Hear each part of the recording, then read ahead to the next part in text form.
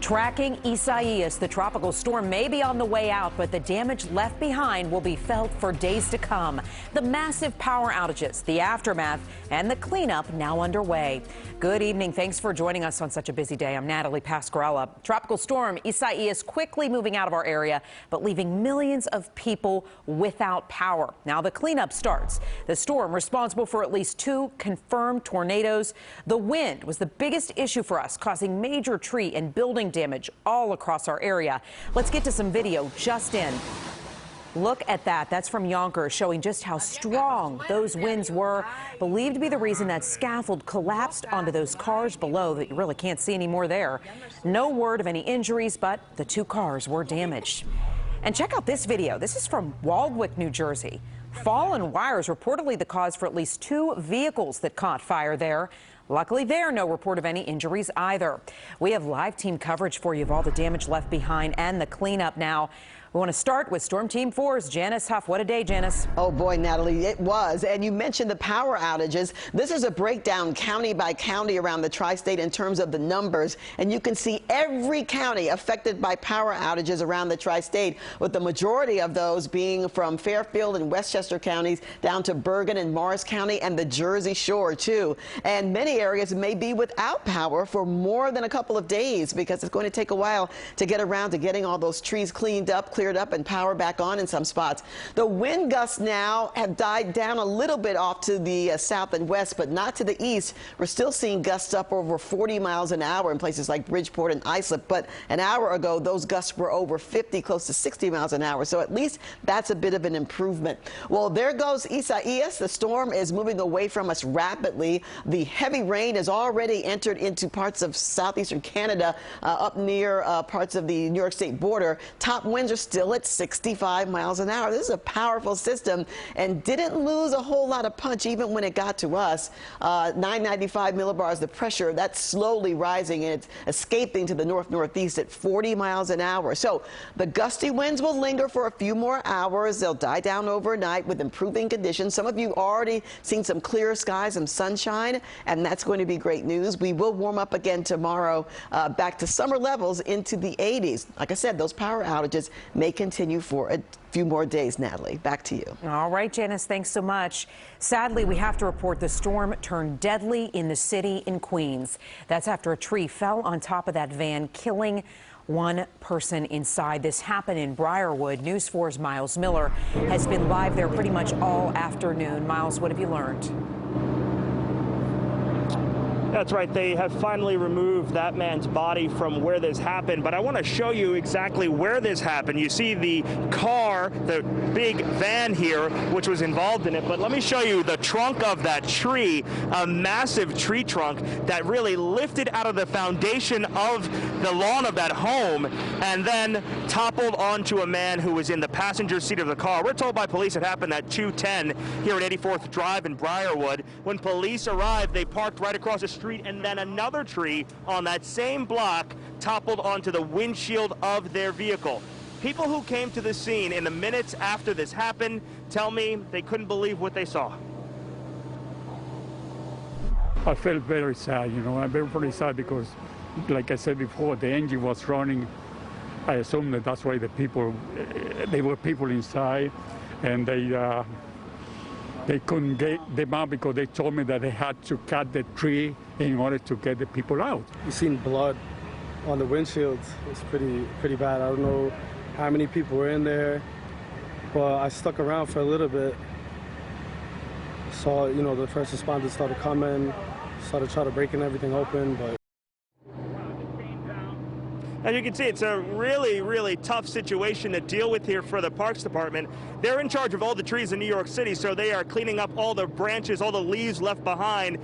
This storm, of course, left a wake of damage in this neighborhood.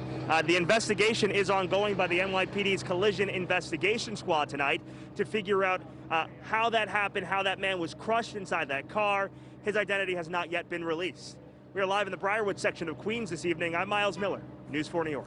That's just unbelievable there, Miles. We thank you for that.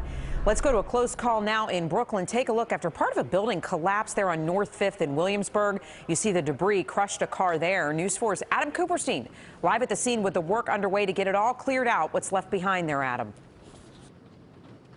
A lot of work to do, Natalie, but the FDNY says the plan is to tear down the rest of this building ASAP, because they say even before this, it was already in disrepair.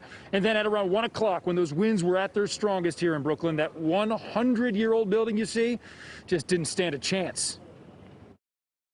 A crushed car towed away after 2 floors of this building in Williamsburg crashed down onto Bedford Avenue at the height of Tropical Storm Isaias. It just collapsed out of nowhere, and then next thing I know, I just heard like a boom. Thankfully, the building was vacant, and no one was on the sidewalk when Ever Martinez says he went outside to bring in chairs from this pizza shop. Thank God nobody was outside. Like, it was just raining really hard, and the wind just started blowing like crazy. The FDNY says no one was injured, and they quickly evacuated people in the buildings nearby.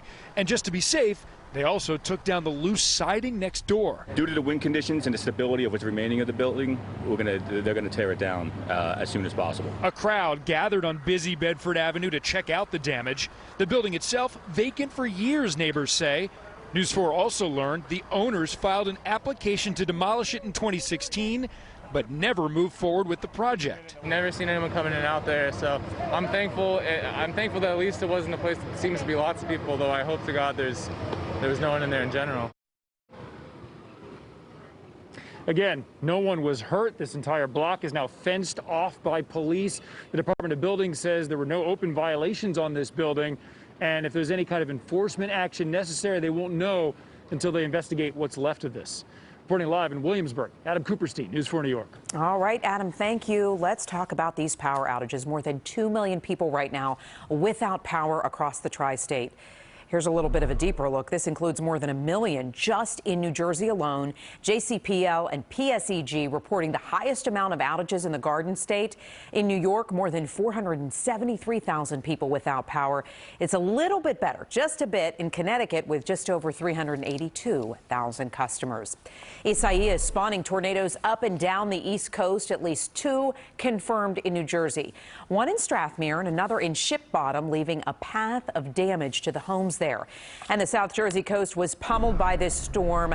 The state's under a state of emergency right now. Strong winds along the shore tore the siding off of homes, caused that building right there under construction to collapse.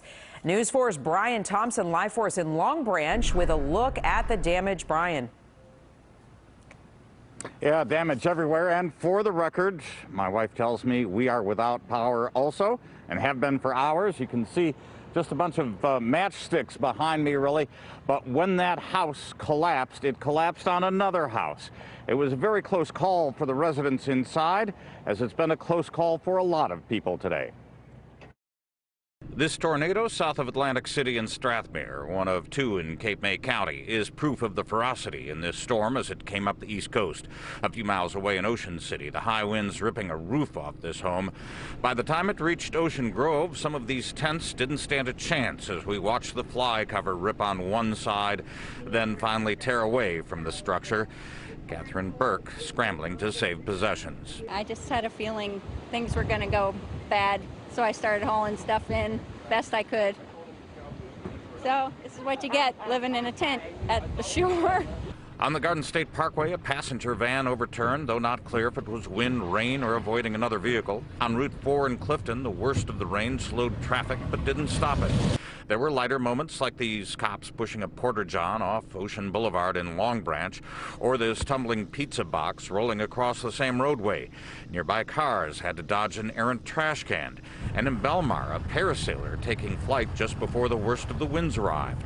But it was a wind that sent these JCP&L linemen up into the trees, and the wind that caused branches on this tree in Lakewood to spark a power line, a major cause of outages all over, and the wind that collapsed this house under construction in Long Branch onto another house, leading to a narrow escape.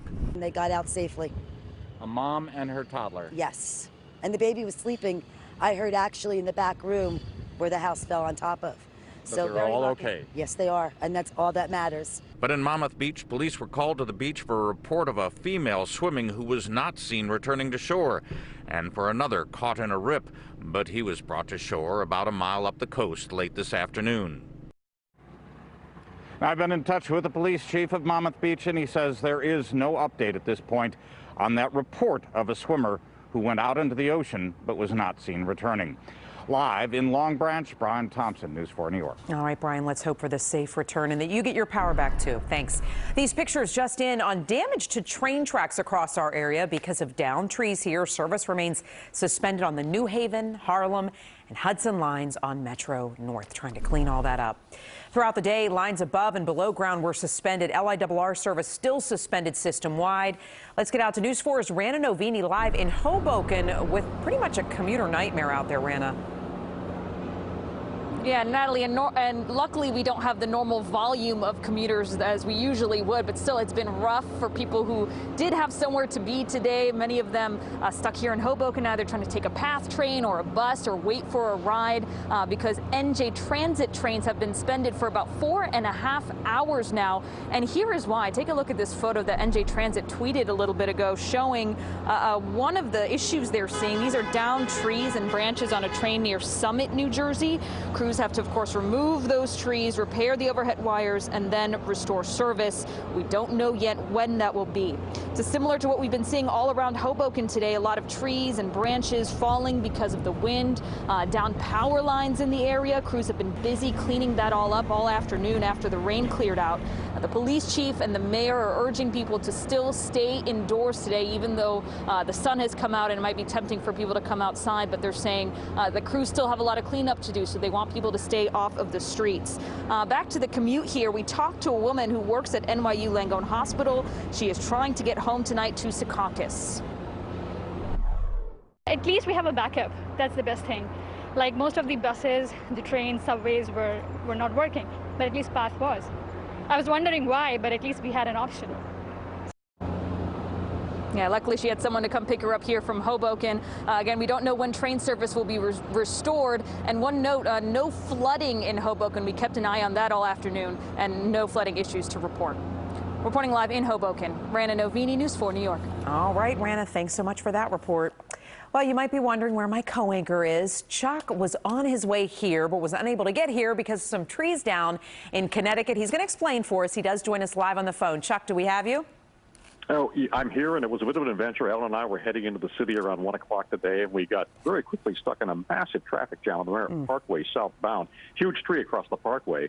So after sitting for an hour and a half and not moving an inch, we decided to abandon the driver, Lenny Brown, and cross over to the northbound lanes where traffic was flowing on foot, flagged down another very nice guy named George Soto, who gave us a lift.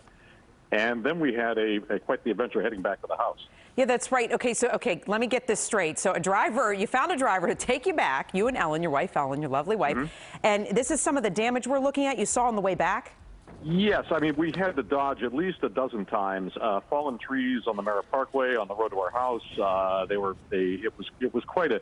My idea was to go back, get in my own car, try to find a different route into the city. But by the time we got back, after all of that, we decided we probably wouldn't be able to make it, and got back and found out that we had no power and no internet. So the backup plan of broadcasting from my house, which we've done so successfully for 4 months, fell apart there, too. So here I am. You're my only lifeline, Natalie. Oh, I'm so glad you were able to call in. And more importantly, I'm so glad that you and Ellen and the animals at the house there are safe. So, Chuck, great to hear your voice. And we will see you here tomorrow. Thanks.